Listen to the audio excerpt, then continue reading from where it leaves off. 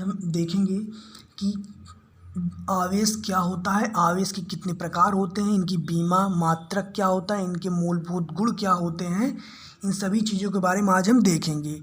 तो शुरू करने से पहले मैं बता दूं कि क्लास 12 फिजिक्स के पहले यूनिट जो है स्थिर विद्युत की, उसका जो है पहला चैप्टर है विद्युत आवेश एवं विद्युत क्षेत्र। इस पहले चैप्टर का यह पहला टॉपिक है चार्ज। पहले जो चैप्टर है उसका पहला टॉपिक है आवेश। तो आज हम आवेश के बारे में देखेंगे कि आवेश क्या है। तो आइए देखते हैं। आवेश को जानने से पहले हम ये जान लेते हैं कि स्थिर विद्युत की क्या है। पहले स्थिर विद्युत की देख लेते हैं। देखिए, भौतिक विज्ञान की वह शाखा जिसमें हम ऐसी वस्तुओं का अध्ययन करते हैं जिन पर आवेश स्थिर होता है, स्थिर वैद्युत विज्ञान कहलाता है। यानी कि विज्ञान में जैसे बहुत शाखाएं हैं, उनमें ऐसी एक शाखा है जिसमें हम स्थिर आवेश का अध्ययन करते हैं, उसे हम कहते हैं स्थिर वैद्युत की। तो अब देखते हैं कि आवेश के बारे में। तो देखिए, विद्युत आवेश क्या है, पहले तो हम ये देख लेते हैं। देखिए, वैद्युत आवेश जो होता है, द्रव्य जो होता है, ये द्रव्य का वह गुण होता है जिसके कारण वह विद्युत व चुंबकीय प्रभाव उत्पन्न करता है एवं उनका अनुभव होता है। यानी कि वैद्युत आवेश जो होता है, द्रव्य का वह गुण होता है जिसके कारण वह वैद्युत व चुंबकीय प्रभाव उत्पन्न करता है और इसका अनुभव भी किया जा सकता है, जो वैद्युत और चुंबकीय प्रभाव उत्पन्न होता है। तो ये देख लीजिए, आवेश को जो है क्यू से व्यक्त करते हैं। आवेश को किससे व्यक्त करते हैं? आवेश को क्यू से व्यक्त करते हैं और क्यू बराबर आई टी होता है। क्यू बराबर होता है आई टी। जब क्यू बराबर आई टी होता है, इसकी बीमा ज्ञात करने के लिए हमें क्या करना पड़ेगा? जो ए आई है, इसका मान हम जानते हैं क्या होता है। आई मतलब होता है एम्पियर और टी होता है समय। तो अब हम जो समय है, एम्पियर जो है, एम्पियर बराबर हम ए रख देंगे। एम्पियर को ए से डिनोट करते हैं ए, और समय को टी से हम टी कर दिए। अब क्यू बराबर क्या हो गया? A T. यहाँ हो गया, ब्रैकेट में दोनों हैं। अब दोनों के एक साथ कर लेंगे तो यहाँ हो जाएगा ए टी। तो क्यू की बीमा, जो आवेश की बीमा होती है, वो यही होता है कि भाई ए टी। अब इसका हम मात्रक कैसे ज्ञात करेंगे?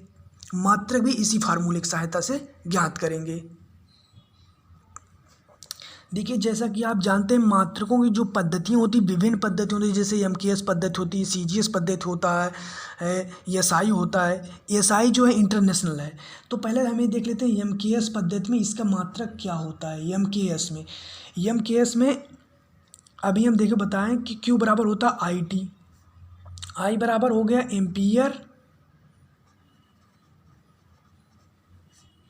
एम्पियर और टी बराबर हो गया सेकेंड। तो जो एमकेएस पद्धति में मात्रक होता है आवेश का, वो एम्पियर इंटू सेकेंड होता है। लेकिन जो एसआई हो, जो इंटरनेशनल है, उसमें होता है क्या? कूलाम। उसमें कूलाम होता है, जिसे हम सी से व्यक्त करते हैं, कूलाम को। आवेश का जो मात्रक होता है वो एसआई पद्धति में कूलाम होता है, जिसे सी से व्यक्त करते हैं।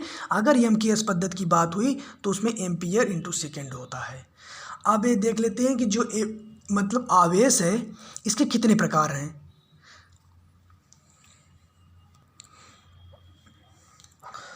देखिए, 1750 ईस्वी में एक अमेरिकी साइंटिस्ट थे जिनका नाम था बेंजामिन फ्रैंकलिन। इन्होंने बताया कि जो आवेश होते हैं, जो चार्ज होते हैं, दो प्रकार के होते हैं। एक पॉजिटिव होता है, एक नेगेटिव होता है। जो पॉजिटिव होता है उस पर प्लस चार्ज होता है और जो नेगेटिव होता है उससे माइनस चार्ज होता है। हिंदी में पॉजिटिव को धनात्मक आवेश कहते हैं और नेगेटिव को कहते हैं ऋणात्मक आवेश। देखिए, जैसे जब इन्होंने जो चार्ज होते हैं, इन्होंने इसका गुण भी बताया कि जैसे जब इन पर समान आवेश रहते हैं, जैसे समान आवेश मतलब प्लस प्लस भी हो सकते हैं और माइनस माइनस भी होते हैं, क्योंकि इन दोनों समान आवेश हैं। तो जैसे जब समान आवेश रहेंगे, जैसे प्लस प्लस रहेगा या माइनस माइनस रहेगा, तो इनमें क्या होता है? इनमें प्रतिकर्षण होता है, रिपल्सन होता है। और जब विपरीत प्रकृति के आवेश होते हैं, जैसे कि प्लस माइनस या माइनस प्लस, तो इनमें अट्रैक्शन होता है, आकर्षण होता है। जैसे अभी एक वस्तु है, जैसे कोई यहाँ ए है, इस पर प्लस चार्ज है, बी है माइनस, तो ये दोनों एक दूसरे को आकर्षित करेंगे। ये दोनों एक साथ मतलब आपस में मतलब एक होना चाहेंगी, जो इतना दूरी है ये आपस में सट जाएंगी। और लेकिन अगर प्लस प्लस है या माइनस माइनस है तो इन दोनों आप एक दूसरे से दूर भागना चाहेंगी। तो अब जैसे हो गए ये दो प्रकार, ये याद कर लीजिए कि 1750 ईस्वी में अमेरिकी साइंटिस्ट बेंजामिन फ्रैंकलिन ने बताया था। अब हमें देख लेते हैं कि जो वैद्युत आवेश है ये कि इनके मूलभूत जो गुण होते हैं, इनकी बेसिक प्रॉपर्टी क्या होती है। अब इसके बारे में हम देख लेते हैं इनका बेसिक प्रॉपर्टी क्या होता है। अब देखिए आवेशों के मूलभूत गुण, जो चार्ज हैं उनके मूलभूत बेसिक प्रॉपर्टी ऑफ चार्ज, जो चार्ज होते हैं इनके हम बेसिक प्रॉपर्टी अब देखेंगे। जैसे जो पहला होता है वो आकर्षण अथवा प्रतिकर्षण, अट्रैक्शन एंड रिपल्सन का होता है। जैसा कि अभी हमने आपको पहले बताया था कि जैसे सजातीय आवेश जो होते हैं एक दूसरे को प्रतिकर्षित करते हैं, जबकि विपरीत आवेश एक दूसरे को क्या करते हैं, आकर्षित। तो ये हो गया आकर्षण अथवा प्रतिकर्षण का। इसी प्रकार अब देखिए दूसरा जो है आपका वो आवेश का संरक्षण। जैसे कि आप जानते हैं आवेश संरक्षण, ऊर्जा संरक्षण, ऊष्मा संरक्षण, बहुत संरक्षण इसी प्रकार के फिजिक्स में आपने पहले पढ़ चुका होगा। तो उसी प्रकार का आवेश संरक्षण है कि ना तो आवेश को उत्पन्न किया जा सकता और ना ही आवेश को नष्ट किया जा सकता। इसे केवल एक निकाय से दूसरे निकाय में परिवर्तित किया जा सकता है। जैसे कि यहाँ लिखा है, देखो भाई, जैसे आवेश का संरक्षण, आवेश को ना तो उत्पन्न किया जा सकता है और ना ही नष्ट किया जा सकता है। इसे केवल एक स्थान से दूसरे स्थान तक स्थानांतरित किया जा सकता है।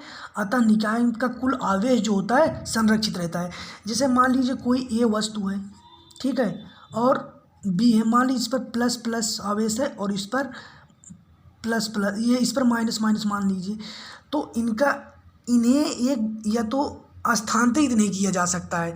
जैसे इनके पास ये किया जा सकता है या इनके पास है, तो मतलब इन्हें ख़त्म नहीं किया जा सकता है, इन्हें केवल एक स्थान से दूसरे स्थान तक स्थानांतरित किया जा सकता है। यानी कि जो आवेश रहेगा वो कुल संरक्षित रहेगा। अगर इन पर +3 चार्ज, इन पर -3 है तो संरक्षित रहेंगे, किसी भी रूप में रहेंगे लेकिन संरक्षित रहेंगे। अब देखिए आवेश का संरक्षण हो गया। अब आवेश का इम्पॉर्टेंट है, आवेश का क्वांटीकरण, क्वांटाइजेशन ऑफ आवेश, ये इम्पॉर्टेंट है। इसके अनुसार देखिए कि प्रत्येक आवेशित वस्तु, जितनी भी प्रत्येक आवेशित वस्तु पर आवेश एक निश्चित न्यूनतम मान का पूर्ण गुणक होता है, जिसे मूल आवेश कहते हैं। इसे ई से व्यक्त करते हैं। आवेश का यह गुण जो होता है एक क्वांटम प्रकृत अथवा आवेश का क्वांटीकरण कहलाता है। इनके अनुसार जैसे देखिए कोई भी वस्तु है उस पर आवेश जरूर रहती है, तो इनका मानना है जैसे जो आवेश होता है वो एक निश्चित न्यूनतम मान का पूर्ण गुणक होता है। और कौन, जैसे इन्होंने एक फार्मूला दिया कि Q बराबर होता है +-NE, Q बराबर +-NE। तो जब Q बराबर +-NE तो कहते हैं कि जो N है, N बराबर 1 2 3 एक संख्या है, और E जो होता है, E होता है 1.6 × 10⁻19 होता है कूलम, ठीक है। अब कोई भी वस्तु रहेगी उस पर जो ए होगा, ए जान लीजिए निश्चित रहेगा। केवल Q बराबर +-NE में E निश्चित रहेगा, लेकिन N का मान जो है परिवर्तित होता रहता है। तो यही होता है आवेश का क्वांटीकरण। मतलब कोई भी वस्तु हो इसका गुणक रहेगा, N बदलता रहेगा लेकिन E का मान पूर्ण गुणक रहेगा। तो आवेश का क्वांटीकरण यही है। इसे जो है ई माइनस से व्यक्त करते हैं। इसे जो है आवेश का यह गुण जो क्वांटम प्रकृति अथवा आवेश का क्वांटीकरण कहलाता है, ठीक। अब देखिए एक चीज़ याद कर लीजिए, कभी काल बहुविकल्पी के रूप में पूछ सकता है, जैसे आवेश जो होता है एक वेग पर निर्भर करता है कि नहीं। तो जो चार्ज होता है उस पर वेलोसिटी का कोई इफेक्ट नहीं पड़ता। यानी कि जैसे मान लीजिए कोई वस्तु है उस पर जैसे आवेश पर वेग का प्रभाव, तो जैसे मान लीजिए कोई